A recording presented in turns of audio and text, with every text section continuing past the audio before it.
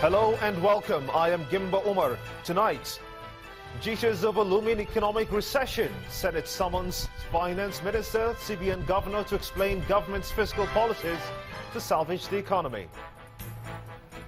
Appeal court denies bail application by self-acclaimed indigenous people of Biafra leader Nnamdi Kanu, upholds federal high court's verdict.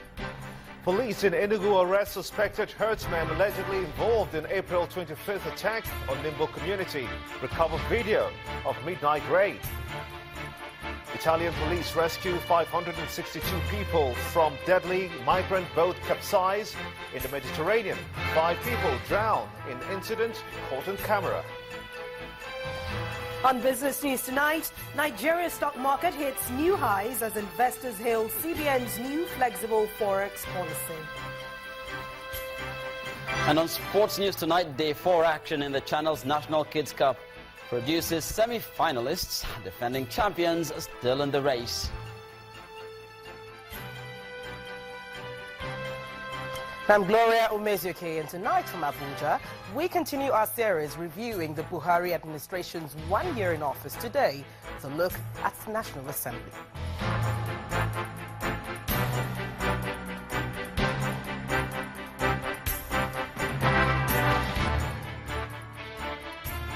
We begin with a rather gloomy picture being painted of the Nigerian economy. Against this backdrop, the Senate has summoned the Minister of Finance to brief the lawmakers on the monetary and fiscal policies adopted to salvage the situation.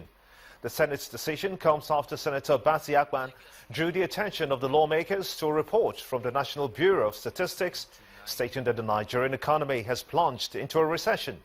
Senator Basi says that the declining gross domestic product, GDP, and high inflation rate clearly shows that the country's economic policies require an urgent review.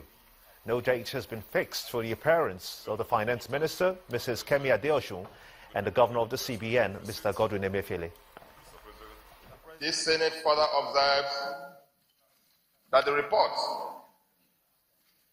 unemployment rate rose to 12.1% in the first quarter of 2016 from 10.4% in the last quarter of 2015. This Senate is further deeply worried that the continued complexity of the current state of our economy, if allowed unchecked, will set the tone for a full-blown economic recession by the end of June next month, 2016, as already confirmed by the Central Bank of Nigeria in her Monetary Policy Committee meeting just of yesterday. I think we have a responsibility, Mr. President, distinguished colleagues, to invite the Governor of the Central Bank and the Minister of Finance to brief the Senate so that we must be able to agree on the modalities that will be deployed to salvage the economy of this great country.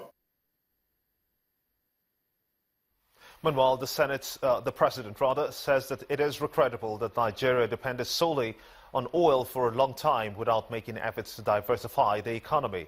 President Muhammadu Buhari made this remark in Abuja when he received the outgoing Iranian ambassador to Nigeria, Mr. Saeed Kuzic.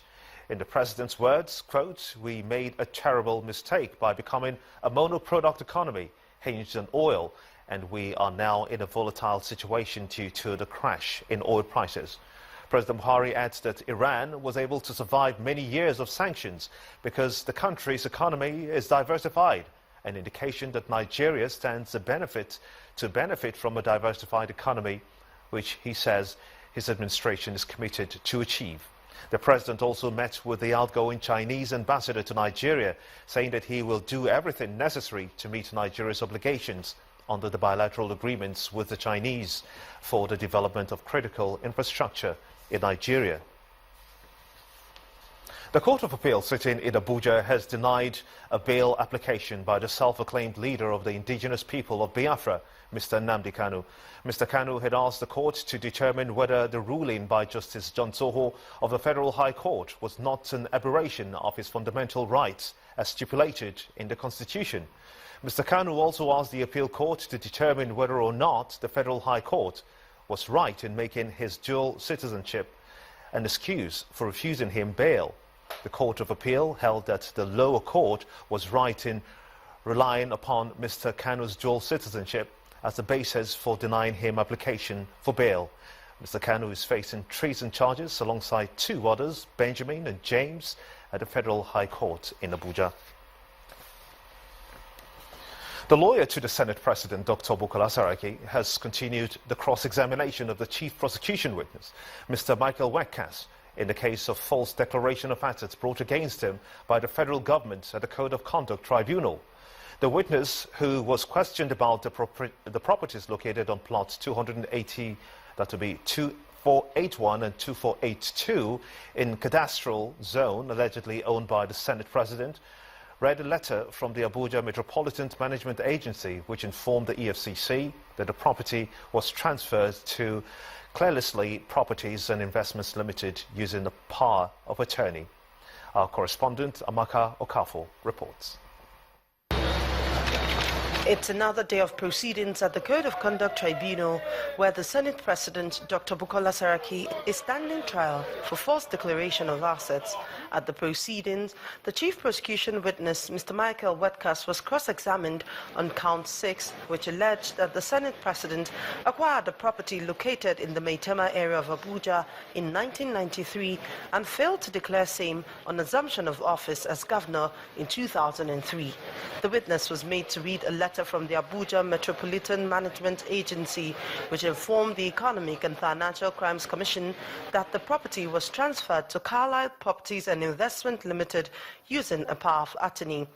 The transaction was between one David Baba Akao and Carlyle Properties and Investments Limited. Mr. Wetkas admitted that the Senate President was not listed on the said document, but he said he believes that the property is owned by him because he declared it in a subsequent asset declaration form that he owned Carlyle Properties and Investments Limited, and that his wife, during her interaction with the anti-graft agency, confirmed the fact that he owned Carlyle Properties and Investments Limited. He was then asked to confirm the name on the certificate of incorporation of Carlyle Properties and Investment. He said it was one Mrs. Oluwatoyin Ojora and BAM's Trading and Manufacturing Company. He, however, insisted that the Senate President is the owner of the company. While the defense believes it has continued to pick flaws in the case of the prosecution sees it differently. Limited liability companies are different from their shareholders. And that means if the property belongs to Carlyle, then you really, one, he doesn't even have an obligation to declare it in his assets declaration form. And second, you can't really take him up in regard to those issues regarding Carlyle. We are not doing civil case. It's a civil case that you did all this issue of separate identity. The company that is not doing any work, that is not performing anything, you are using the company as a vehicle to acquire properties. You acquire property and say, no, the company is different from yourself. Is it done anywhere? When the defense asked for an adjournment after over 3 hours of proceedings, the prosecutor opposed the application on the ground that the defendant took too much time in cross-examining his witness. This position infuriated a member of the tribunal who expressed displeasure with what he called grandstanding by lawyers in the case. He said that as much as speed will be required, the tribunal cannot prevent an accused person from defending himself. But the prosecutor, Rotimi Jacobs, insists that the delay by the defense with the cross-examination is deliberate. But lawyer to the defendant argued that his client must be allowed to defend himself to the best of his ability. The idea is to extend these proceedings as long as possible so that to enable him to continue to enjoy his office. I truly failed to understand where he's coming from, wanting to control my cross-examining his witness. When I have a witness there, there's no way that I would dictate to him that he should take 2 days, 10 days, 20 days. It depends on what he wants to establish. The tribunal has adjourned to the 1st of June 2016 for continuation of trial, where the defense will continue the cross-examination of the chief prosecution witness, Mr. Michael Wetkas.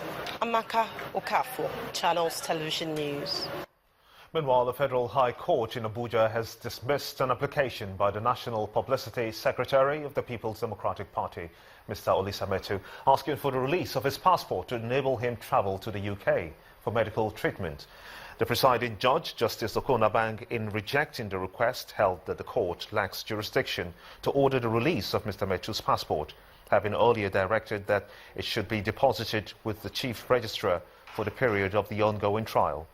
He also ruled that Mr. Metu failed to adduce any evidence that his spinal cord ailment, which he seeks to treat in the London Royal Hospital, cannot be treated in any of the nation's teaching hospitals, especially the new hospital in Akwa Ibom State, which he said had been adjudged to be of international standards.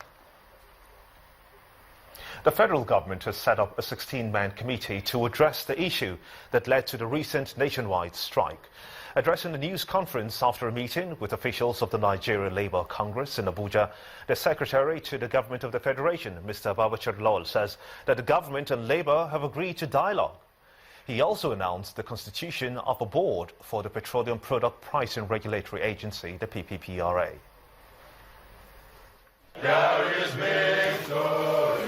Following Sunday's suspension of its nationwide industrial action to demand the reversal of the pump price of petrol to pre-May 11 price of 86 naira 50 kobo from the current price of 145 naira per litre, the Nigeria Labour Congress and the federal government have agreed to resolve their differences through dialogue.